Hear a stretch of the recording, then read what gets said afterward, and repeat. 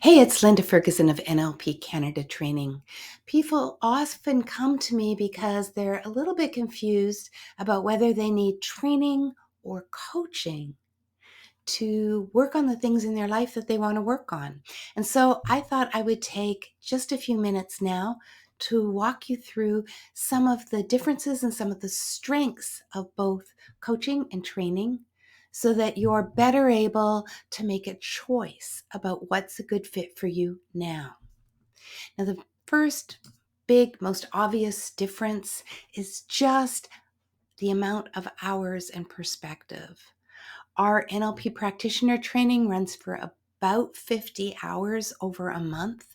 That gives us lots of time for practice, for different tools, for different perspectives and information. And it gives you a chance to take that all in, to work with it a little between weekends, to come back and go even deeper. With coaching, you're probably working with a coach somewhere between 45 and 90 minutes in a week, maybe once a week, maybe once every 2 weeks. So you're going to find the pace of change is different in coaching.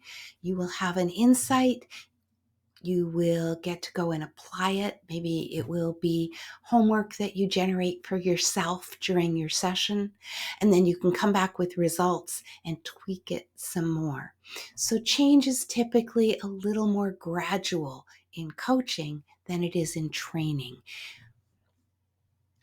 This is related to what you're actually doing in your time, because in a training, you are learning not just to change whatever brought you into the course in the first place, but the bones of how to make change happen.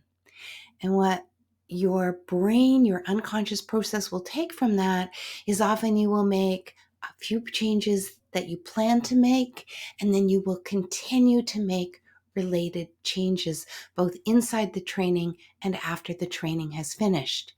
And you leave with the knowledge, the ability, the tools to continue to make change outside of the training.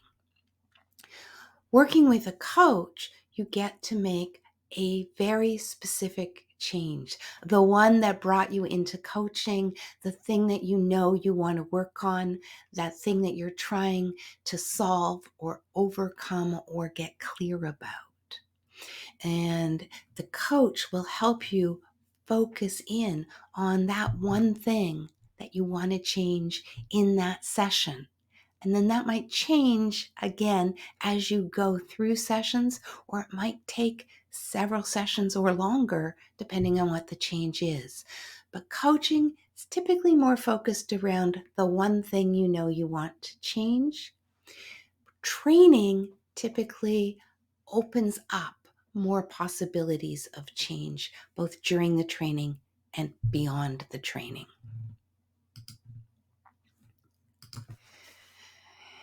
Now, this is also related to what you need to make change, which are skills.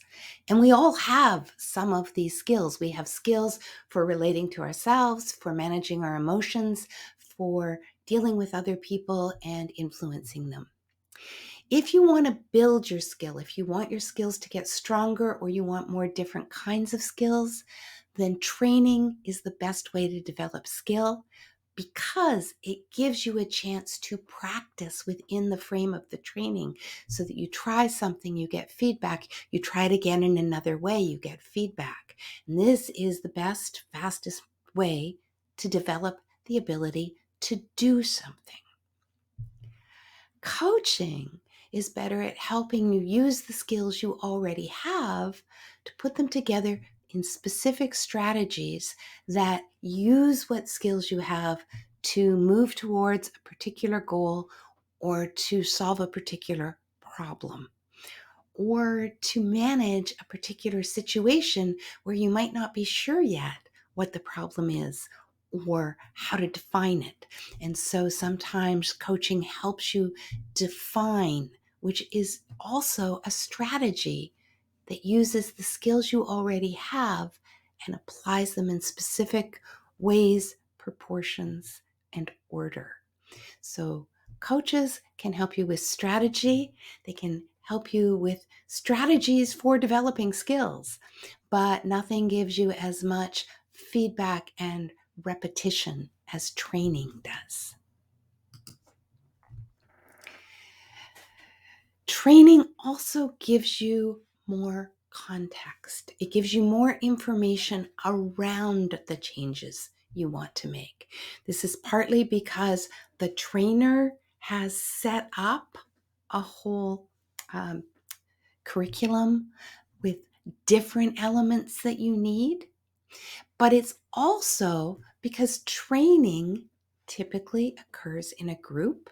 Our practitioner training certainly occurs in groups, and you learn not just from the trainers, but from the people that you are interacting with. So you get a lot broader perspective, a lot more context.